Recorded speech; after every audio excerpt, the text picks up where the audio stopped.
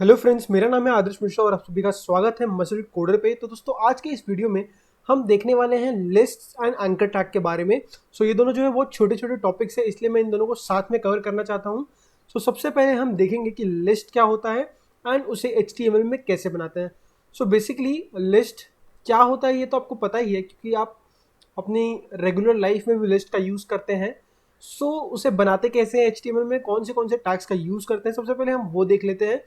तो लिस्ट बनाने के लिए हम यूज़ करते हैं इन टैग्स का, जो कि आपके सामने है। ये 3 टैग्स हैं बेसिकली जिनका हम यूज़ करेंगे लिस्ट बनाने के लिए। सबसे पहला टैग है UL, जो कि है अनऑर्डर्ड लिस्ट। इस UL टैग के अंदर जो हम लिस्ट बनाएंगे वो अनऑर्डर्ड होगा। अब नेक्स्ट आता है OL, that is ordered list. OL tag के अंदर अगर हम कोई लिस्ट बनाएंगे तो वो होगा ऑर्डर्ड लिस्ट। अब ordered list and unordered list में डिफरेंस क्या है, वो जब हम एक छोटा सा एग्जांपल लेंगे तब देखेंगे। अगला टैग जो हम यूज करते हैं लिस्ट बनाने में वो है LI, that is list element. आप UL एंड OL टैग्स के अंदर इन लिस्ट एलिमेंट्स को प्लेस करते हैं, जो कि आपके लिस्ट के एलिमेंट्स होते हैं।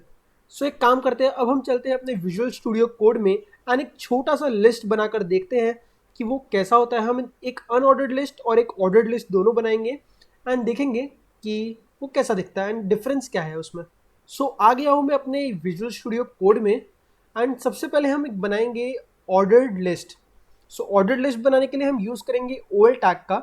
तो OL टैग के अंदर हमें जितने लिस्ट आइटम्स बनाने हैं उतने हम LI टैग्स बनाएंगे। तो यार बार बार LI लिखने की जगह मैं आपको एक छोटी सी ट्रिक बताऊंगा। अगर आप विजुअल स्टूडियो कोड में हैं तो LI लिखकर एस्ट्रिक मार्क और कितने लिस्ट एलिमेंट्स चाहिए आपको, जैसे कि मुझे इसमें 4 लिस्ट एलिमेंट्स चाहिए तो मैं पे 4 लिखूंगा और एंटर प्रेस करूंगा। तो अपने आप 4 LI एलिमेंट्स जो है वो LI टैग्स क्रिएट हो जाते हैं, ओपनिंग एंड क्लोजिंग टैग। इससे मेरा जो टाइम है वो थोड़ा बच जाता है। तो अब मैं इन लिस्ट में कोई एक नाम दे देता हूँ, जैसे 1 2 3 एंड 4।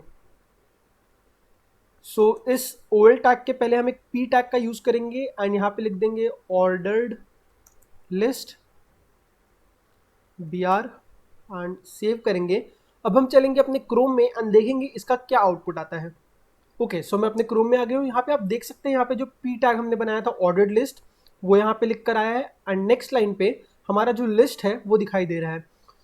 अब हमने यहाँ पे ऑर्डर्ड लिस्ट यूज किया था, इसलिए यहाँ पे 1 2 3 4 यहाँ पे आपको नंबर्स दिखाई दे रहे हैं। वो इसलिए क्योंकि हमने इस समय OL का यूज किया है, जो कि ऑर्डर्ड लिस्ट है। तो एक काम करते हैं, पहले हम अनऑर्डर्ड लिस्ट भी बना लेते हैं, फिर दोनों में डिफरेंस देखते हैं कि क्या डिफरेंसेस हैं।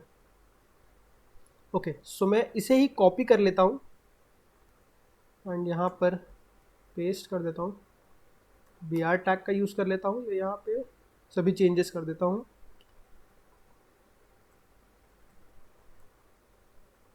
यहाँ पे हमें सिर्फ इतना करना है कि OL की जगह पे UL लिखना है एंड क्लोजिंग टैग भी चेंज कर देते हैं। अब हमारे पास 2 लिस्ट है, एक है ऑर्डर्ड लिस्ट और एक अनऑर्डर्ड लिस्ट। मैंने सेव कर दिया है। चलते हैं क्रोम में। क्रोम में आने के बाद आप देख सकते हैं अब हमारे पास 2 लिस्ट है।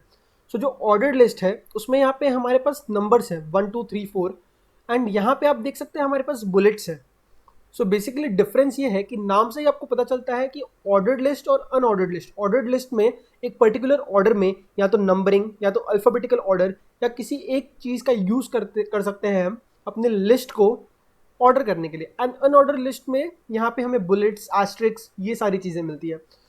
अभी बाय डिफ़ॉल्ट यहाँ पे नंबर्स होते हैं, बट जब हम CSS में जाएंगे, CSS के पार्ट में जाएंगे, तब मैं आपको बताऊंगा कि इनको चेंज करके आप अल्फ़ाबेट्स, रोमन नंबर्स कैसे कर सकते हैं। एंड यहाँ पे भी इस सर्कल की जगह पे आप स्क्वायर या एक कोई दूसरा स्पेशल कैरेक्टर कैसे ला सकते हैं। बेसिकली ये था ऑर्डर्ड लिस्ट और अनऑर्डर्ड लिस्ट। इसको यूज़ कहाँ पे करते हैं? बेसिकली इसको यूज़ करते हैं जहाँ भी हमें लिस्ट दिखानी होती है एंड हम इसे नैव बार में यूज़ करते हैं, साइड बार जो होते हैं उसमें यूज़ करते हैं। एंड जहाँ जहाँ भी एक ग्रुप के अंदर बहुत सारे एलिमेंट्स होते हैं वहाँ पे हम लिस्ट का यूज़ कर सकते हैं। तो दोस्तों, अब हमने लिस्ट जो है वो देख लिया है एंड उसमें जो स्टाइलिंग है एंड आगे बाकी की चीज़ें हैं वो हम CSS वाले पार्ट में देखेंगे। अभी मैं CSS पे नहीं जाना चाहता। अब हम आते हैं एंकर टैग पे, जो कि हमारा नेक्स्ट टॉपिक है। एंकर टैग को A टैग भी बोलते हैं, क्योंकि इस टैग में सिर्फ एक अल्फ़ाबेट आता है A एंड उसका क्लोजिंग टैग आता है, इसलिए इसे ए टैग भी बोलते हैं। सो अब हम एंकर टैग का यूज़ कहाँ कहाँ करते हैं। सो अगर हमें अपने वेबसाइट से किसी को, यूज़र को दूसरे वेबसाइट पे रीडायरेक्ट करना है, दूसरे वेबसाइट पे भेजना है, दूसरे वेबसाइट का लिंक देना है, तो हम एंकर टैग का यूज़ करते हैं। बेसिकली एंकर टैग एक हाइपर लिंक है, या अगर हमें अपने ही वेबसाइट के किसी दूसरे पेज पे यूज़र को भेजना है तब हम एंकर टैग का यूज़ करते हैं। एंकर टैग के और भी कई सारे यूजेस हैं, जैसे कि आप एंकर टैग को यूज़ करके एक फाइल डाउनलोड करने का भी ऑप्शन दे सकते हैं यूज़र को, और आप एंकर टैग को यूज़ करके नए विंडो में एक इमेज या जो पीडीएफ है वो भी ओपन कर सकते हैं। तो चलिए वीएस कोड में जाते हैं, कुछ एग्जांपल्स देखते हैं एंकर टैग के। ओके, सो मैं अपने वीएस कोड में आ गया हूँ। तो सबसे पहले हम एग्जांपल जो देखेंगे वो देखेंगे अपने ही वेबसाइट के दूसरे पेज पर जाने के लिए हम एंकर टैग का यूज़ कैसे कर सकते हैं। सो मैं यहाँ पे एक नई फाइल क्रिएट कर लेता हूँ, page2.html, एंड इसमें मैं बेसिक सा जो लेआउट है वो बनाकर यहाँ पे टाइटल चेंज कर देता हूँ पेज 2, एंड एक यहाँ पे h1 दे देता हूँ पेज 2। ओके, सो अब हम जाते हैं अपने index.html वाले फाइल में, एंड ये जो 2 लिखा है हम इसे एक एंकर टैग में कन्वर्ट कर देंगे। सो बेसिकली लिंक टैग के अंदर हम ए टैग का यूज़ करेंगे, इसका क्लोजिंग टैग, एंड इस 2 को हम ए के बीच में डाल देंगे। ओके, सो अब सिर्फ इतना करने से हमारा काम नहीं हो गया। अब हमें ए टैग को बताना है कि इस लिंक पर क्लिक करने पे इसे जाना कहाँ है। तो उसके लिए हम यूज़ करते हैं एक एट्रीब्यूट का जो कि है href। सो href बेसिकली वो लोकेशन हो गई या वो फाइल हो गई जहाँ हमें इस एंकर टैग के थ्रू जाना है। सो हमें इस एंकर टैग के थ्रू जाना है page2.html पे। सो हम यहाँ पे लिख देंगे page2.html। ओके, एंड इसे सेव कर देंगे। सो अब जाते हैं अपने ब्राउज़र में। ओके, ब्राउज़र में आने के बाद रिफ्रेश कर लेते हैं ना, आप देख सकते हैं जो 2 था उसके अंदर उसके नीचे एक अंडरलाइन आ गया है, और 2 का कलर जो है वो चेंज हो गया है क्योंकि ये एक हाइपरलिंक बन चुका है। एंड अगर आप मेरे स्क्रीन के एकदम लेफ्ट बॉटम में देखेंगे तो वहाँ पे एक लिंक भी दिखाई दे रही होगी। तो अब हम इस पर क्लिक करके देखते हैं क्या होता है। ओके, जैसे ही मैंने पेज 2 पे क्लिक किया से ये दूसरे पेज पे रीडायरेक्ट हो चुका है, एंड यहाँ पे जो मैंने h1 टैग में लिखा हुआ था वो यहाँ पे दिखाई दे रहा है। सो इस तरह से कुछ हम अपने ही वेबसाइट के किसी और पेज पे जा सकते हैं। अब मैं आपको दिखाता हूँ कि ए टैग का यूज़ करके आप दूसरे वेबसाइट पे कैसे यूज़र को रीडायरेक्ट कर सकते हैं। सो यहाँ पे मैं पहले एक ए टैग बना लेता हूँ, एंड यहाँ पे समझिए मेरे को गूगल पे रीडायरेक्ट करना है अपने यूज़र को, एंड मैं यहाँ पे दूंगा गूगल का URL।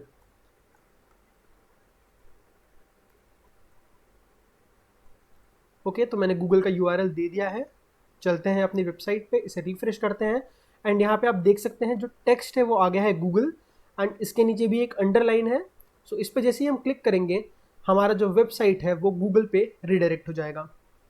ओके, सो ये थी अपने खुद के वेबसाइट में दूसरे पेज पे यूज़र को भेजने के लिए एंड किसी एक्सटर्नल वेबसाइट पे भेजने के लिए। सो अब हम कुछ और चीज़ें देख लेते हैं, कुछ एट्रीब्यूट्स देख लेते हैं इसके। सो समझिए आपको सेम पेज पर नहीं ओपन करना है जो नया वेब पेज है या वेबसाइट है। जैसे कि समझिए मैंने यहाँ पे 2 पे क्लिक किया तो इसी पेज पे वो पेज 2 को ओपन कर रहा है एंड मेरा पेज 1 चले जा रहा है। तो मैं नहीं चाहता कि मेरा पेज 1 जाए, मैं चाहता हूँ कि जो पेज 2 है वो किसी और पेज पर लोड हो, एक नए विंडो में खुले। तो मैं क्या करूँगा कि यहाँ पर ए टैग के अंदर ही टारगेट एट्रीब्यूट का यूज़ करूँगा एंड इसके अंदर मैं ब्लैंक लिख दूंगा। सो अब ये क्या करेगा कि इस जो पेज को ओपन करना है वो एक नए ब्लैंक विंडो में ओपन करेगा। तो हम जाते हैं अपने ब्राउज़र में, रिफ्रेश करते हैं एंड अब 2 पे क्लिक करके देखते हैं। तो आप देख सकते हैं मेरा जो फर्स्ट विंडो है या फर्स्ट पेज है वो वैसे का वैसा ही है एंड मेरा पेज 2 नए वेब पेज पे खुला है, नए पेज पर खुला है। ओके, सो अब मैं आपको बताऊंगा कि इस ए टैग को यूज़ करके आप एक इमेज को नए टैब में कैसे ओपन कर सकते हैं। सो अब मैं आपको पहले एक और चीज़ बताना चाहता हूँ कि अभी तो यहाँ पे जो आपने पेज 2 का लिंक यहाँ पे दिया था वो पेज 1 एंड हमारा जो index.html फाइल एंड पेज 2 जो फाइल था वो दोनों सेम फोल्डर के अंदर थे, इसलिए हमने डायरेक्टली page2.html लिखा एंड हमें कुछ और नहीं करना पड़ा एंड हमारा जो ए लिंक है, एंकर टैग है, वो काम कर रहा था। पर अब हमारा जो इमेज है वो एक और फोल्डर के अंदर है जिसका नाम है इमेजेस। तो हमें यहाँ पे क्या करना पड़ेगा कि यहाँ पे हमें इमेजेस फोल्डर में जाकर फिर उस फाइल को सिलेक्ट करना पड़ेगा। सो अब मैंने यहाँ पे पाथ जो है वो दे दी है images/bg.jpeg। ओके, सो ये जो है मैंने एंकर टैग में दे दिया है एंड यहाँ पे मैं लिख देता हूँ इमेज, सेव करता हूँ, अपने ब्राउज़र में जाता हूँ, रिफ्रेश करने पे यहाँ पे एक नया जो टेक्स्ट है वो आ गया है इमेज का। इस पर क्लिक करने पे आप देख सकते हैं फुल स्क्रीन में जो है वो इमेज ओपन हो गया है। सो इसी तरह आप कोई भी फाइल इस href के अंदर देकर उसे एक नए विंडो में या उसी पेज पर बड़ा कर ओपन कर सकते हैं, कोई चाहे वो कोई भी फाइल हो, वीडियो फाइल हो, ऑडियो फाइल हो या पीडीएफ हो। सो दोस्तों अब हमने देख लिया कि अगर वो सेम फाइल के सेम लोकेशन के अंदर एक फोल्डर के अंदर हो तो उस पाथ को कैसे लिखते हैं। तो अब हम एक और एग्जांपल ले लेते हैं कि अगर समझिए आप इमेजेस फोल्डर में कोई एक फाइल क्रिएट करते हैं।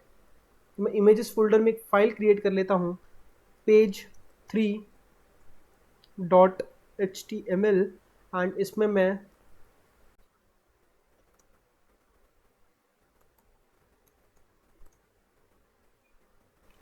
मैंने इसमें गो टू पेज 1 लिख दिया है एंड हमें क्या करना है अब कि इस गो टू पेज 1 पे क्लिक करने पे हमें हमारी index.html वाली फाइल ओपन करनी है।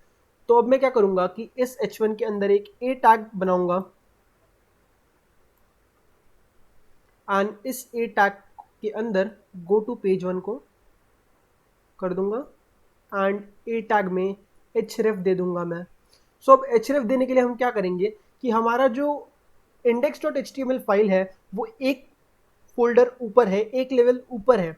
तो हमें एक लेवल ऊपर जाना है तो हम क्या करेंगे कि डॉट डॉट स्लैश करेंगे एंड आप देख सकते हैं कि हम एक लेवल ऊपर आ गए हैं। हमारे प्रीवियस फोल्डर या जो मेन पेरेंट फोल्डर है उसके फाइल्स हमें दिखाई दे रहे हैं। तो अब हम यहाँ से सेलेक्ट कर लेंगे index.html एंड एंटर कर देंगे, सेव करेंगे इस फाइल को एंड जाते हैं हमारे ब्राउज़र में।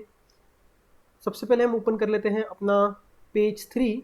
सो मैंने अपना पेज 3 जो है वो ओपन कर लिया है और यहाँ पे गो टू पेज 1 वाला जो बटन है यहाँ पे आ गया है। इस पर मैं क्लिक किया और यहाँ पे आप देख सकते हैं हम अपने index.html वाले फाइल पे आ गए हैं। सो कुछ इस तरह से एंकर टैग का यूज़ करके आप एक फाइल से दूसरी फाइल पे, एक वेबसाइट से दूसरी वेबसाइट पे अपने यूज़र को भेज सकते हैं। तो दोस्तों ये छोटा सा वीडियो था और मुझे उम्मीद है आपको ये वीडियो बहुत ज़्यादा पसंद आया होगा। अगर आपको कोई भी डाउट्स है या आपका कोई भी सुझाव है तो आप नीचे कमेंट्स में बता सकते हैं मुझे। और इस वीडियो को देखने के लिए बहुत बहुत धन्यवाद। मिलूंगा मैं आपसे अगले वीडियो में।